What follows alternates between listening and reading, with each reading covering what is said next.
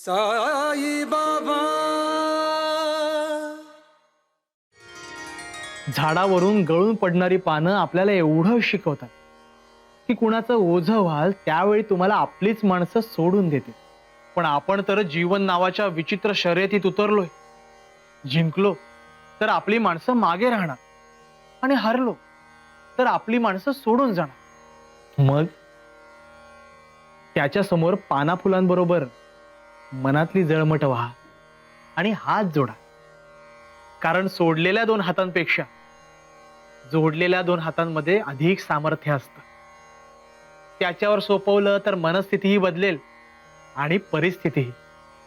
कारण तोच आहे सबका मालिक एक.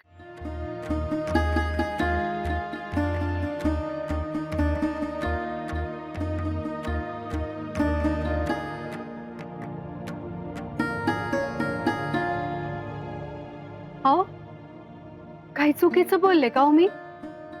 छे छे, तुझा भरोसा बघून मला नवल वाटतं. मला तुझ्यावाने का नाही वाटला भरोसा? लटक्यात बोलताय ना? नाही नाही, अगं अगदी मनापासून बोलतोय. तुला सांगू, आज मी साईला पहिल्यांदा जवळून पाहिलं. काय ते तेज अन समद, अगदी समद ठाऊक असत.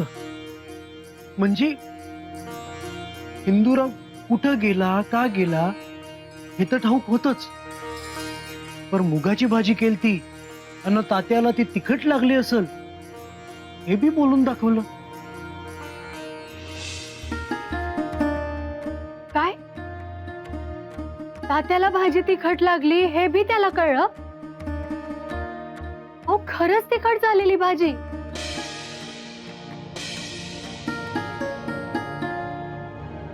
त्याला बी तिखट लागली?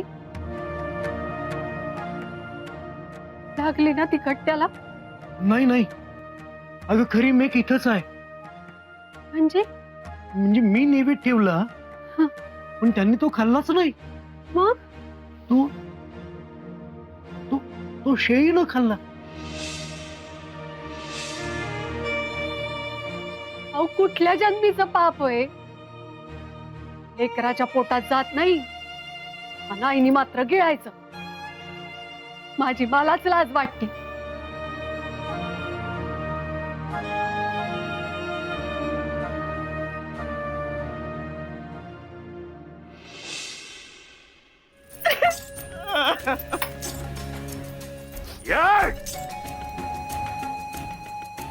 आवाज कमी. आधीच डोक्याचं दही झालंय आमच्या.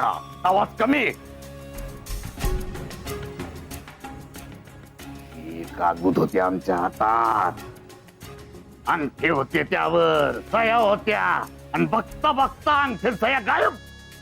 भरलेलं कागद कोरं झालं. कसं झालं समजतंय का काय बोलतोय आम्ही? हा? म्हणजे बायकोच्या अपमानाचं काय बी नाही वय. रावळातल्या पुजाऱ्यानं बी इज्जत ठेवली नाही आमची. निवेद नाकारला आमचा. तसं काय नाही वय. हे दोन्ही विषय एक आहेत का? सारखी आहेत का?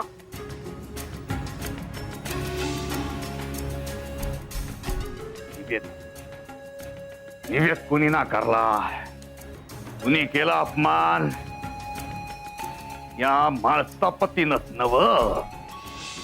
मग काय सांगते मी? तो पुरता दादा पाटलाच्या बाजूने झुकला आहे. उद्याच्या उद्या त्या महासपतीचं कंबरड मोडून काढतो मी. बायकोच्या अपमानाचा बदला घेणार तुम्ही? असंच पाहिजे. हे तर आहेच. पण आमचा पोलीस पाटीलकीचा हातातोंडाशी आलेला घात त्यानं माघारी घेतला. अहो तुमच्या विरुद्ध पाऊल उचलायची अख्ख्या शिर्डीमध्ये कोणाची हिंमत आहे का? अहो त्या कोते पाटलाच्या माग पुढे करणारी लय माणसं आहे.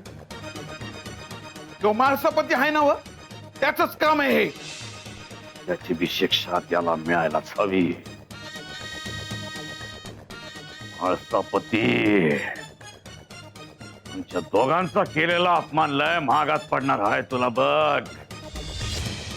आम्ही आधी वाजवला होता शंख, पण आता छाटणार तुझे पंख. तरी भी तुझा माज नाही उतरला तर मग मात्र मारणार. शंख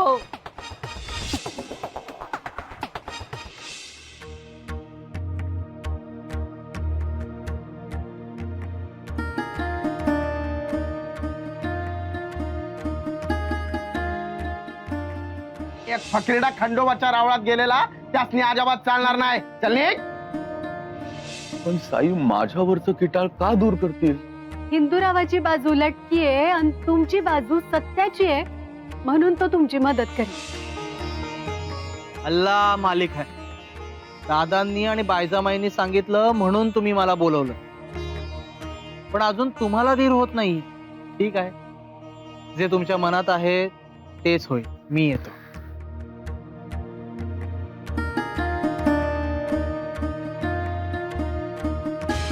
या शिर्डीत राहणाऱ्या, शिर्डीत येणाऱ्या प्रत्येक जीवाची जबाबदारी घ्यायची. इथे राहायचं असेल तर हे जबाबदारीचं जीवधनुष्य उचलावं लागेल. महासापती, मला सांगा, तानं मूल सुद्धा त्याला भूक लागल्यावर रडून सांगतं की मला भूक लागलीये. जन्मापासून आपल्याला जे हवं ते आपण मागतो, यात काही गैर नाही. महासापती, अहो खंडेरायाच्या दारात सुद्धा तुम्हाला भीती कोणाची वाटते? हिंदुरावाची. अच्छा, म्हणजे हिंदूराव खंडेरायापेक्षा मोठा आहे तर? नाही नाही, हो, खंडोबा रायाच्या समोर उभं राहण्याची सुद्धा त्याची. जाऊ दे, मी सांगतो.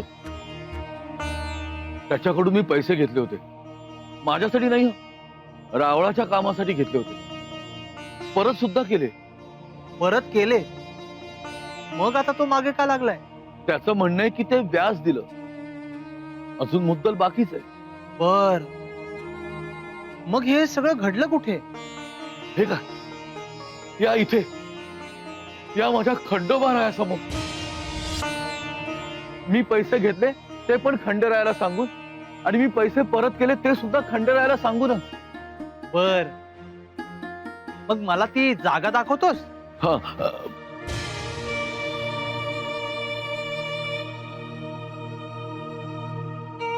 मी इथेच खंडोबा समोरच दिले. त्यात आज जाऊन काय बघायचं आणखी? अजूनही तुला सत्य उमगलं नाहीच की रे. ठीक आहे, तुझी खंडोबावर श्रद्धा आहे ना, ती तरी अखंड ठेव. माझं सोड. एवढे दिवस हिंदूराव आणि त्याची माणसं धमक्या देत होते, आता तर खरोखरच मामलेदारासमोर उभं राहायची वेळ आली.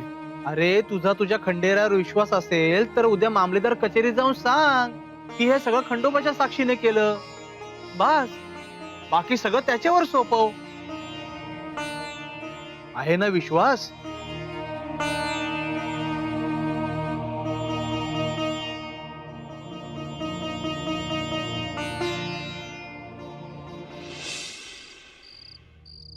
आणि मग काय झालं माहितीये का तात्या? जेव्हा पार्वती बाहेर आली ना, तेव्हा स्वतःच्या मुलाला असं मारलेलं बघून अशी चिडली की कुणाला बी थोपवता येईना. आणि मग ती स्वतःच्या नवऱ्याशी म्हणजे शंकराशी बी भांडू लागली. शंकर तर देव आहे ना? पार्वती बी आई होती ना, लेकरासाठी जगाशी लढली असती. मग शंकरनं जाऊन एका हत्तीचं डोकं आणलं आणि गणेशाला पुन्हा जिवंत केलं. म्हणून बाप्पाला हत्तीचं तोंड असतं, होय ना? वय, पण बघितलंस का तात्या, कसं स्वतःच्या मुलासाठी पार्वती शंकराशी भांडली? ते किती काळजी होती तिला तिच्या लेकाची. नाही तर तुझी आई त्या साईसाठी जीव टाकतीये. पर आई माझी बी काळजी करते ना. कुठं काय, तुझी काळजी माझ्यावर सोडलीये.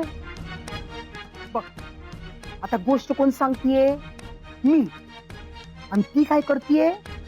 त्यो साई काय करत असेल त्याची चिंता करतीये. तुझं ना काय बी पडलेलं नाही तिला.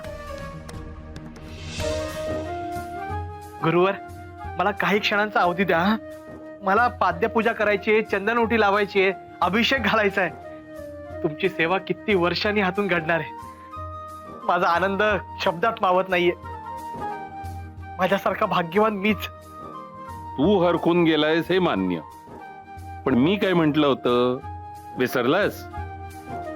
छे छे, अहो तुमचा शब्द ना शब्द लक्षात आहे माझ्या. ही काय गुरुदक्षिणा सुद्धा ठेवलीये, तुम्ही सांगितलेली अट सुद्धा पूर्ण केलीये, आणि आता तुम्ही मला दर्शन देणार आहात. गुरुमाऊली, तुमचं तेज सहन करण्याचं सामर्थ्यही द्या हं. थांब थांब थांब थांब थांब, तू अट पूर्ण केली नाहीयेस बाळ, किंवा मी काय म्हंटल ते सगळं तुझ्या लक्षात तरी नाहीये. दोपैकी एक असेल. गोंधळून जाऊ नकोस. मी स्पष्ट करतो. मी आधी म्हंटल की तू जिथे असशील तिथे मी सुद्धा असणारच, बरोबर?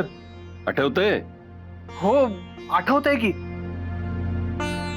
मग गुरुदक्षिणा ही योग सामर्थ्याशिवाय असायला हवी होती, पण तसं झालं नाही.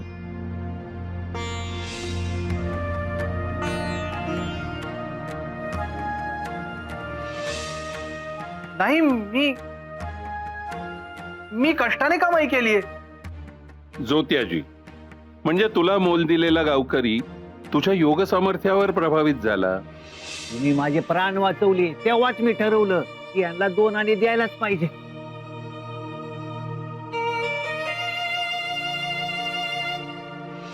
तुझ्यामुळे त्याचे प्राण वाचले हे त्याने बोलूनही दाखवलं. नाहीतर आधी किती रागावलेला होता ते तुलाच ठाऊक आहे. तू जा बाबा तुझ्या वाटेने, जा जा जा जा जा जा. दादा थांबा. अरे काय चाललंय? येड लागलं का? काय करतोस? अहो शिदोबा मरेल. तुला शिदोबा कशामुळे समजला? योग सामर्थ्यामुळेच ना. म्हणजे तुझ्या कमाईत योग सामर्थ्याचा वाटा आहेच. मग ही गुरुदक्षिणा कशी चालेल?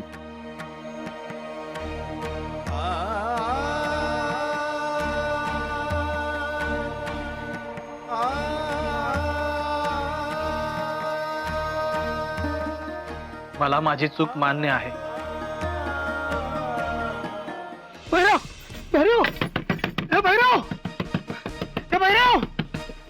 तू जा घरी. अरे बाबा, जा घरी. अरे ऐक ना.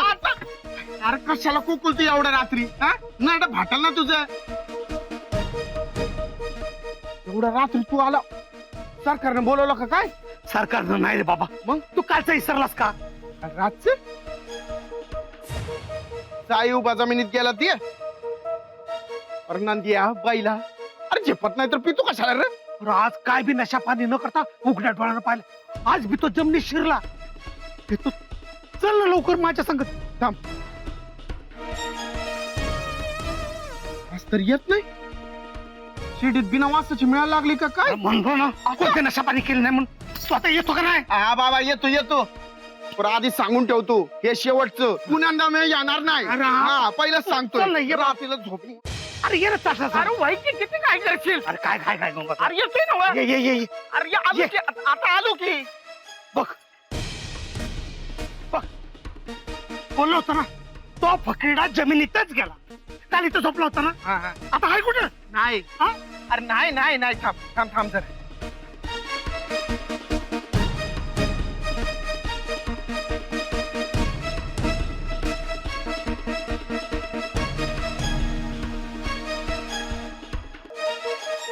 नंदिया, पहिला अरे इथं जमिनीत जाया ना, पायऱ्या आहेत ना, खड्डा आहे. असं कसं जाईल तो जमिनीत? अरे मग इथं कुठे झोपला का तो? अरे झोपला नाही इथं. लिंबाच्या झाडामागं झोपला असेल ना. ते ये. अरे वय, अरे ये ना. अरे वय ना, थांब की. ये.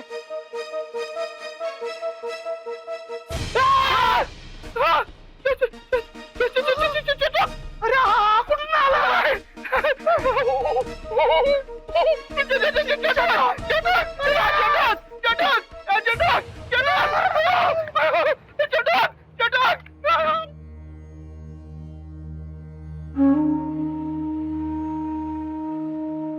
गुरुवर, माझी कसोटी कधी पूर्ण होईल? तुमचं दर्शन कधी होईल.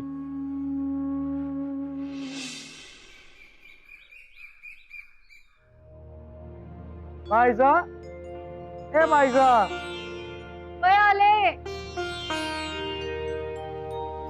आव, ही घ्या शिदोरी.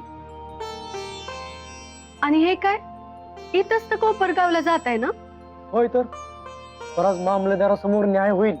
म्हणजे हिंदूराव लटकं बोलतायत हे ठाऊक आहे, तर आपलं मायसपती आहेत सज्जन, तोंड वर करून नाही बोलायचे. आणि मी काय म्हणते, साईला सुद्धा सांगितलं असेलच, मग कशाला गौर घ्यायचा इतका? अगं बायजा, तुझा देव काय कचेरीत येणार आहे का? तू पण ना. वय येईल, भरोसा ठेवा. आता येतो.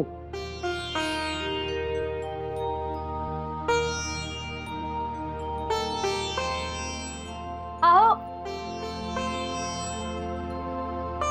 हे घ्या. तुम्हाला ते अडवलं म्हणजे मुक्कामाच्या ठिकाणी तयारीनं निघालात. मला ठाऊक नव्हतं की मुक्कामाला तुम्ही जाणार आहेत. अगं या खटल्यानंतर मामलेदारांसोबत गव्हर्नर साहेबांकडे जायचंय असं सांगावं आलतं, म्हणून मुक्कामाची तयारी ठेवली. चल चल, मला काय सांगू नकस बाई, चल. अगं ऐक तर, दादा जेव्हा घरी नसेल ना तेव्हा सांग. अगं दादा कसा घरी नसेल? ठाण्याला तर दादा येणारच ना घरी. अगं शकू, दादा जेव्हा मुक्कामाला बाहेर गावी जाईल ना तेव्हा सांग, तेव्हा कसं ठाण्यावर येईल? बर, दादा बाहेर गेला, पण मग तू काय करणार आहेस? अगं त्या दिवशी भगताला घरी बोलव, म्हणजे तो तुझ्या सुनेवर कायमचा इलाज करील. बर, फक्त तू दादा कधी घरी नाही ते सांग. अहो, मी काय म्हणते, तुम्ही शरदला सोबत घेऊन जावा. एकाला एकाचा आधार राहील ना. नग नग, तो इथं असला तर तुलाच मदत होईल त्याची. राहू दे त्याला इथंच. अहो नको, तुम्ही बाहेर जाताय ना, तुम्ही त्याला घेऊन जावा. अगं बरं ठीक आहे, येऊ आता. सावकाश जावा.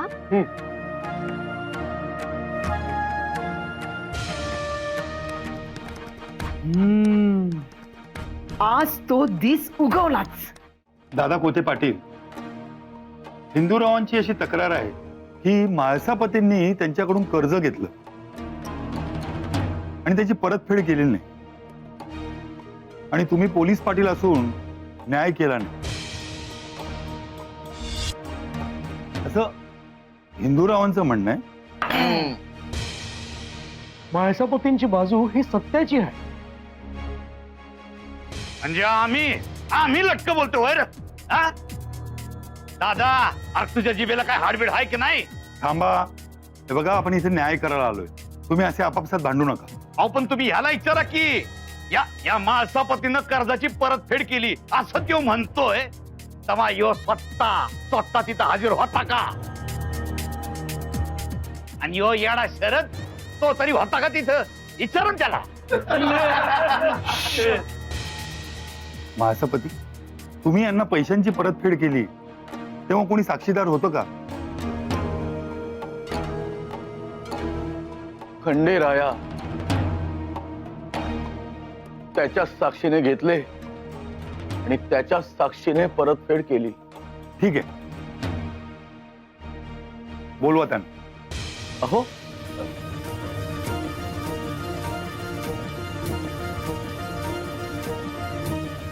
खंडेराया, आता तूच ये आणि सांग, तूच होतास ना साक्षीला. आलो आलो